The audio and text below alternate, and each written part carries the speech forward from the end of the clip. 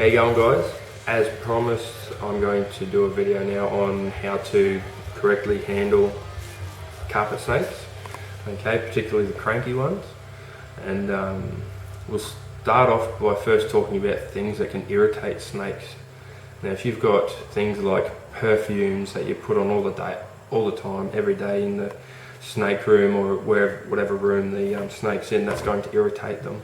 Okay, those little scent organ, the Jacobson's organ, will actually get quite irritated by all of these incense, perfumes and things like that you're actually using around it, so just be very wary of that. That will make them quite uncomfortable.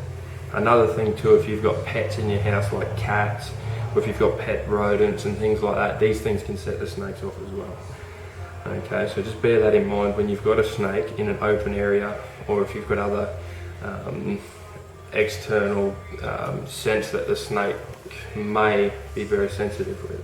Just be very aware that these things can happen, and that's probably the cause of a cranky snake. Now, the first little fella I'm going to handle is a Hatchling jungle. Okay, he had a feed yesterday morning, so he's got a full gut, but I'm pretty sure he still hates the world today. So if I get Kate to stand up with the camera, she can just point it into the box, okay, and I'll show you how to correctly pick them up and everything like that. You may get bitten, but they have to get used to how to be handled like this, okay.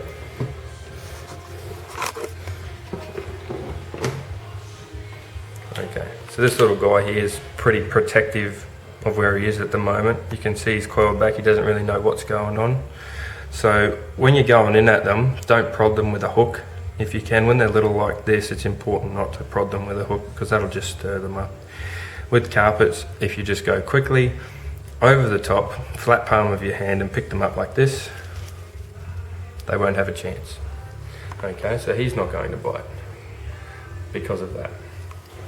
Now when you're handling them, I'll just move this out of the way. When you're handling these guys, don't hold them away from your body out in the open like this. They feel very exposed, and that can make them very agitated and make them strike as well.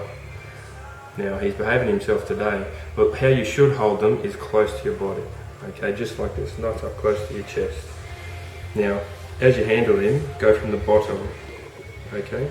So just underneath always. If you go from the top, predators go from the top. Once again, that can make them a bit uneasy. Okay. Now, this guy here, I have been handling down a little bit. However, he's still pretty cranky most of the time. You can see now he's getting a bit skittish. So keep him close. When he's moving, keep them moving. Okay, go from underneath, just like this. Okay. Now, if they stop like that, okay, he's looking around now, but if it looks like he's going to line up anything, then just keep him moving again. Okay, so straight from underneath like this, both hands. Now if he does just stop in one spot and coil back, just get an open palm of your hand.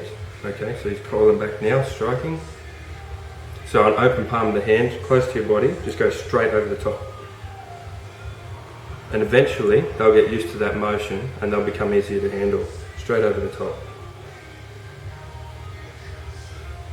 You'll take a hit every now and then, but this is the only way that I've found that works properly. So once again, so he's quite agitated, don't go from on top. Put his head on something like this. It's good to do it on the table rather than standing up, because once again, nice and close, feel secure. So put him down on the table and come from underneath. Okay?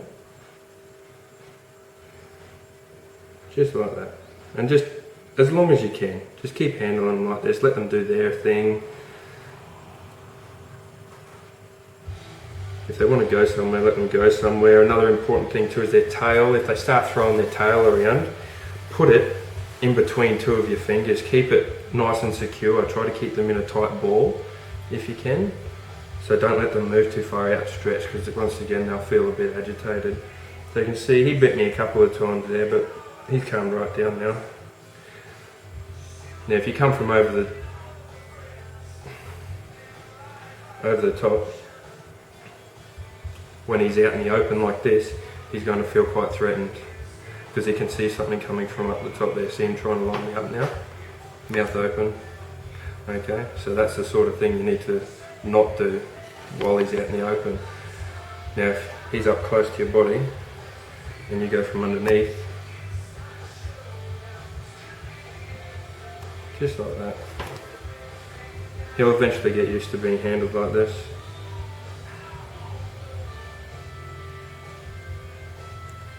Just has to persist.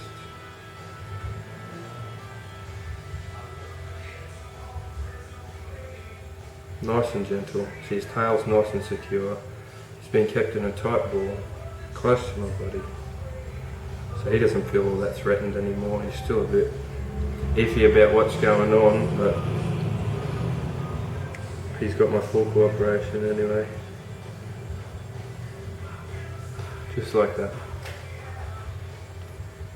Not so cranky anymore. Okay. So what else have I got here? Next I'm going to talk in another video about handling a little bit larger of a snake. She's only about 4 foot long, okay, but she's got a bit of a large head, so she'll draw a little bit more blood than that, as this little guy did. I think that's the only blood that he actually drew. So I'll say bye for now, and we'll see you in the next video.